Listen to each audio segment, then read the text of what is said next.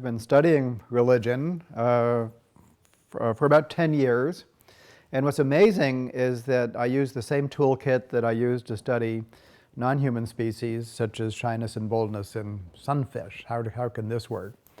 And what an evolutionist does for any trait, he asks a number of basic questions. The most important one, is this an adaptation? Did this evolve on the basis of contributing to survival and reproduction? If it is an adaptation, what was the unit of selection? Is this something that evolved for the good of a group compared to other groups? For the good of individuals compared to other individuals within the groups? And see the segment on multi-level selection on that topic. And in the case of cultural evolution, there's an intriguing third possibility, which is that a cultural trait can evolve just by being infective, by being really good at hopping from head to head, like a disease organism, without being good for either human individuals or groups. And this concept of parasitic memes has been made popular by Richard Dawkins and Daniel Dennett.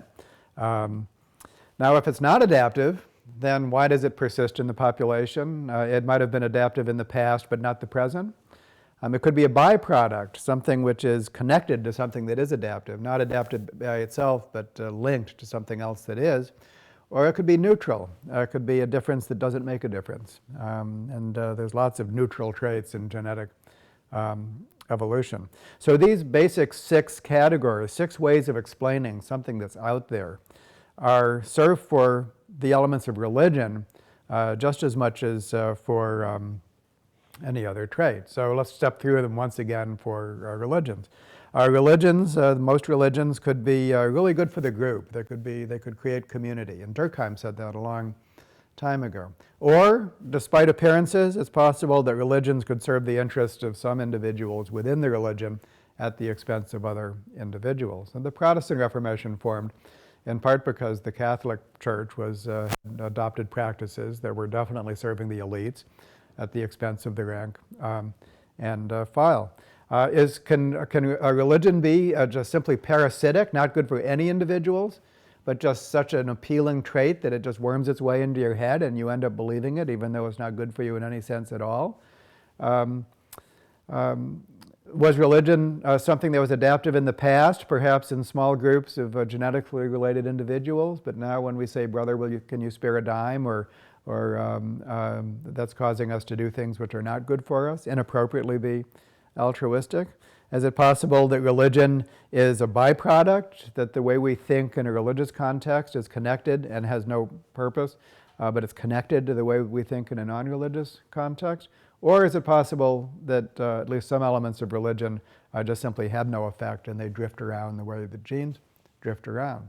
So these 6 different ways of explaining anything as an evolutionist become 6 different theories of religion.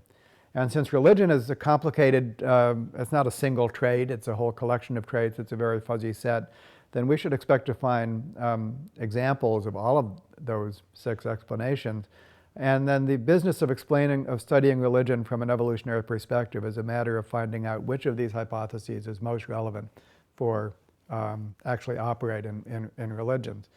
And 10 years ago, when I and only a few other people were doing this, there were big differences of opinion among the evolutionists in which explanation was going to be the right one.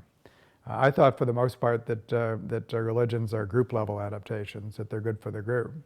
Other colleagues such as Dan Dennett and Richard Dawkins think that religion is primarily negative, and what that might mean is either it's a byproduct or parasitic meme. Other colleagues such as Pascal Boyer and Scott Atran interpreted religions as byproducts. And just to elaborate on a byproduct hypothesis, hyperactive agent detection device, HADD. And the idea is that we're very sensitive to agency. If you're out in the woods and a twig snaps, it might be a tiger or it might not be. You better expect it to be a tiger because that's the most consequential opportunity. And so we see agents wherever we look. We find it very easy to see these things. We're prone to think about them. And that makes us prone to invent agents. When we look in the clouds, we see faces in the sky. And so we're prone to see agency, and when something happens, then we're prone to think that it was caused by an agent, and then that makes it very easy for us to invent the gods, basically. Now, in only about 10 years, this topic of religion from an evolutionary perspective has become a huge hot topic. Many dozens of people are studying it now, and the subject has matured quite a bit.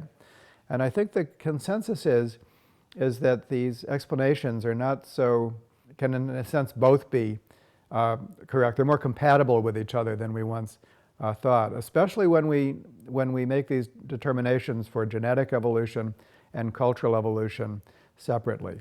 So it's possible, for example, that the byproduct story is true for genetic evolution, and we do have this tendency to invent agents. But what's happened with cultural evolution is that this tendency has been used to form religions that are immensely functional. And I think just about everyone agrees that most enduring religions are very important for forming groups of people into cooperative units and for serving as agents of cooperation. So the group level adaptation hypothesis has actually done quite well for most enduring religions.